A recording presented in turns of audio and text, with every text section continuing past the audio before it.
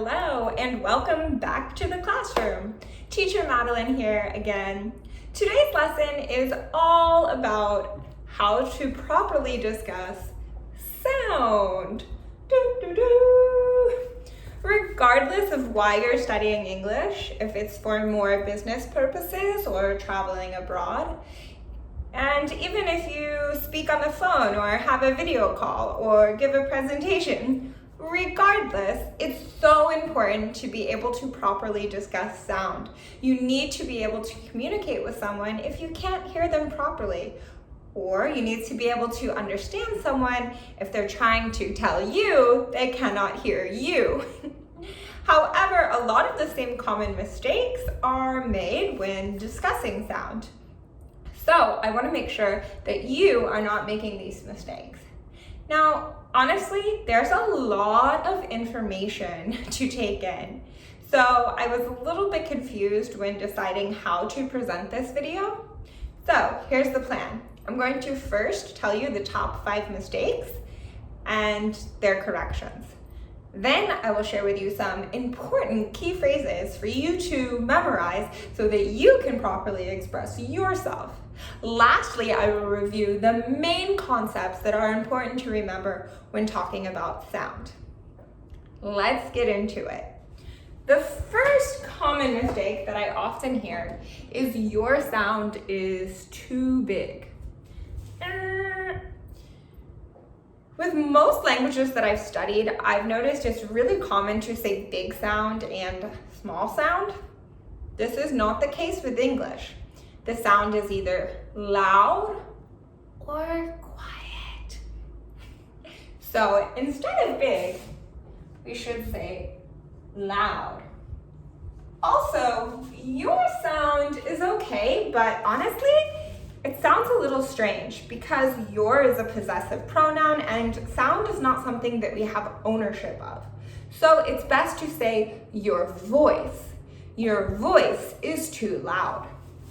Not sound, but voice. Number 2, I cannot listen your voice. I cannot hear your voice. There's a difference between listen and hear. Hearing is involuntary. I can hear the birds tweeting. I can hear the phone ringing. I don't try to. But listening is more of an active participation. For example, you are listening to the teacher. I hope you are listening to Teacher Madeline because you're trying to remember what I'm saying and you're trying to understand clearly the message that I'm sending. That is listening. In this case, I cannot hear you is correct. Not listen, but hear. I cannot hear your voice, or I cannot hear you. Next, number 3, your sound disappeared. Disappeared is quite often misused. In this case, remember that disappeared is only in regards to something visual. You see the pen, it disappeared or vanished. But we can't use disappear with sound. So the best thing to say is, this whole sentence is totally wrong. The best thing to say is the line was cut. The line was cut. Visualize a phone line outside, up high where the wires are. That's called a phone line. And it's not literal, but if you think about it, the line was cut. This is a common expression that means the sound was here and it went away, you can't hear, and then it came back. The line was cut.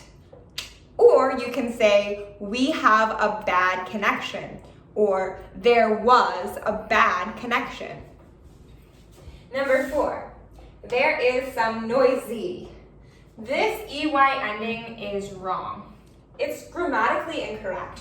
You can say there is some noise, or it is noisy. There is some noise, or it is noisy. But there is some noisy, wrong. Again, you can use that expression about the line. There is some noise on the line. And I will then understand you're talking about on the phone call, there is some noise. Number 5, please up your speaking. Not up, but raise. And instead of speaking, it's best to say voice. Please raise your voice. Please raise your voice. I cannot hear you. There you have it. Those are the top 5 errors. Let me review the correct sentences.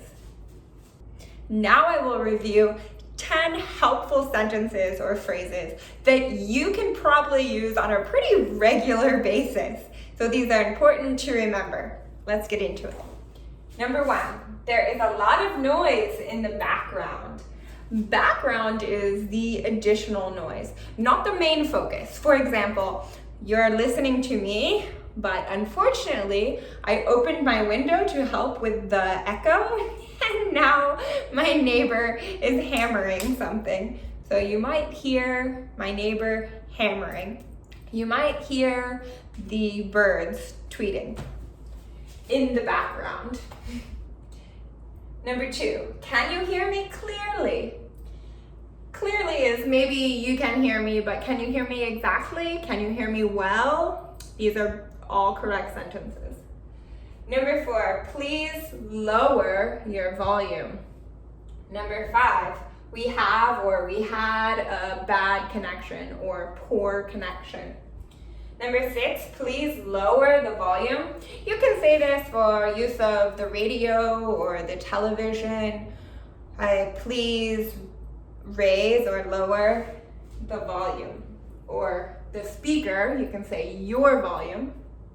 Number 5, I'm sorry.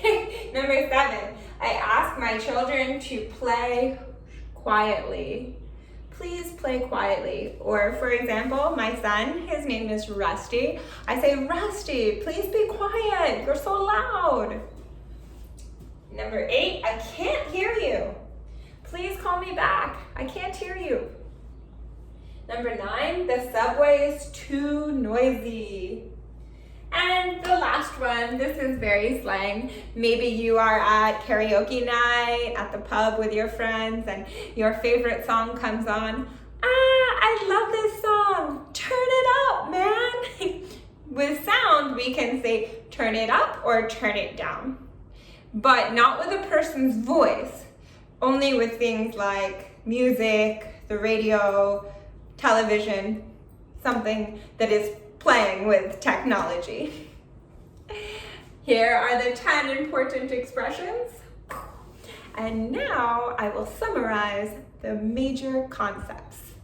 The major concepts to remember are with volume or sound, something that comes from technology like our cell phone or the television, the radio. We say the volume is loud and quiet.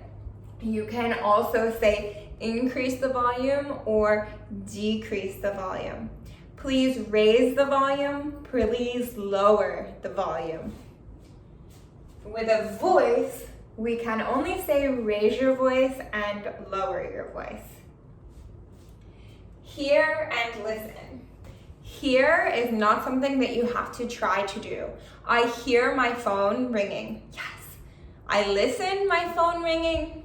No, because I'm not making an effort. I'm going to hear it ringing regardless of if I try to or not. But I listen to the teacher.